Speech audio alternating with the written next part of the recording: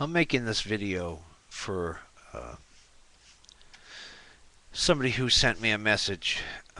I'm not going to go any further than that because I don't want to reveal the person's identity. It's personal, it's their business, and they've asked me for insight. Um, Due to my issues that I have to deal with every day. First and foremost, I'd like to say never. No, let me start. Quit screaming in my ear, or you'll go to the other room. First thing I need to mention is power, boundaries. Do not give your power away to others. You set your own boundaries in all relationships that one incurs in life, whether it's a casual acquaintance, a friend, a mate, or anything else. You only have issues when you surrender that control to others. And by allowing yourself to be goaded by these foolish people, you're surrendering your power. Now, there are some things I don't think there is advice for because I had a job once um, doing computers for that were leased out to companies, and we would get them returned. And I was better at my job than my supervisor, so he ended up talking to his boss to get me fired because I was a direct threat to his job. So sometimes, no matter what we do, we can't fix it, and especially in situations like that. So I would just say, given what little information you've sent in the message, to not empower them, empower yourself. If they're foolish, let them be foolish. Just realize and recognize them for what they are and wish them the best in your mind. Just let it go.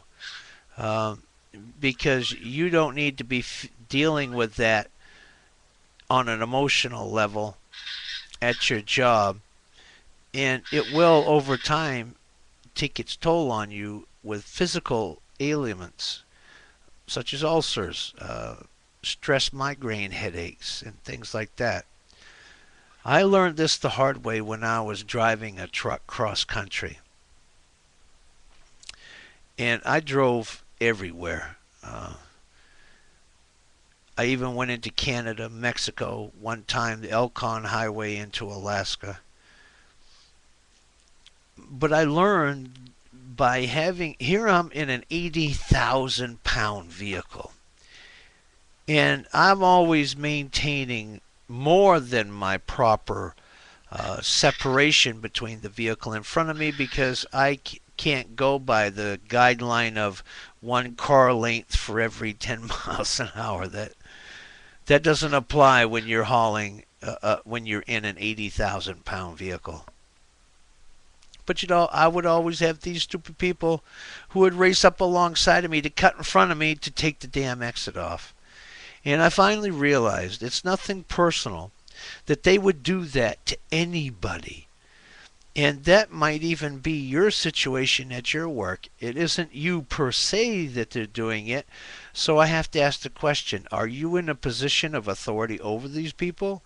Or are you in a position of more responsibility and duties? Maybe that's why they're doing that, out of jealousy.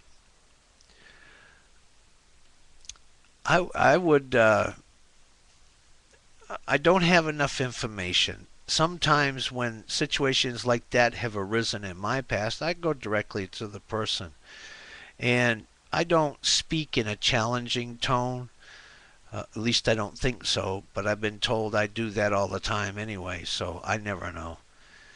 But I try to be nice and just say, hey, you know, what's the issue here? Is there something we can work on? Some way we can resolve this?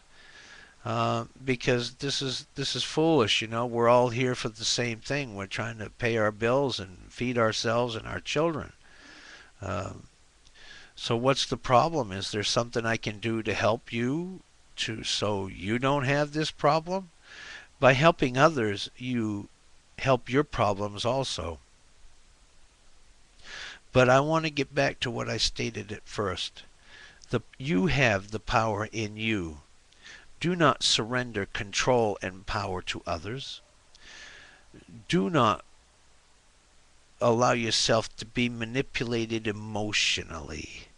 That's the key. I'm on medicine for that, so I'm not really a perfect example for this. And the clonazepam is so it gives me that pause so I don't act emotionally. I went through PTSD training for a little bit until all the women started ganging up on me because I was the only man there, as it's very rare for a man to have borderline personality disorder. And all the people that victimized the women that were in my class were men, so of course I'm an obvious target. And I hold no ill will nor bad wishes to any of those people even back then. I understood exactly what was going on, and I'm just sorry that it had to happen to them at all. So, one thing that sticks in my mind that might help you, it's called wise mind. Wise mind is where you have a balance of logic and emotion. You're not letting one override the other on anything that's going to come out of your mouth. I even used to do this once. Uh, in proximity to the person, or even just walking up to them. And I'll be thinking in my head, I love you. I hope you have a good day. And even without me opening my mouth, you actually at times can see that their whole attitude changes. Um, so please send me a message. Give me a little bit more detail so I can correctly address this issue for you and give you advice. I won't flippantly give advice. This is impacting your life on a major level, and I'm not going to disrespect you by just saying something just off the cuff like that. So, like I said, I got a little bit I got to do here in a little while as soon as I get a phone call. But I'm not going to be gone long, and I'll come back online and I'll look for your message. So please, I know your pain. I've been there myself because I've never fit in anywhere I went. Um, Yours is just this one situation, I think. I don't know. That's all you've cared to share with me. But if you share more, maybe I'll be able to help you um, more so. Yes, I've had quite a few classes as far as psychology in college. Um, Not that that means I'm a damn doctor, I'm not. It's more from experience in my life and my interaction with health care officials. So please send me a message. I'm willing to help in any way I can.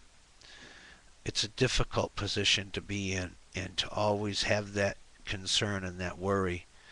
It's not justifiable by any means. And are these young kids maybe that are just being foolish? I don't know. So like I say, I need from you, please, a little more information because I really do want to help, but I can't be flippant about it. So until later on, when I get home, the first comment that I will look for or a message will be from you. Like I say, I'm not going to say your name. It's nobody else's business. So I hope you have a good day until I have a chance to get back to you. And I really do wish you well. But just keep in mind about you have control. Quit screaming. You have control over your power and the boundaries that you set. There's a proper way to do it and an improper way. You cannot always be on the offensive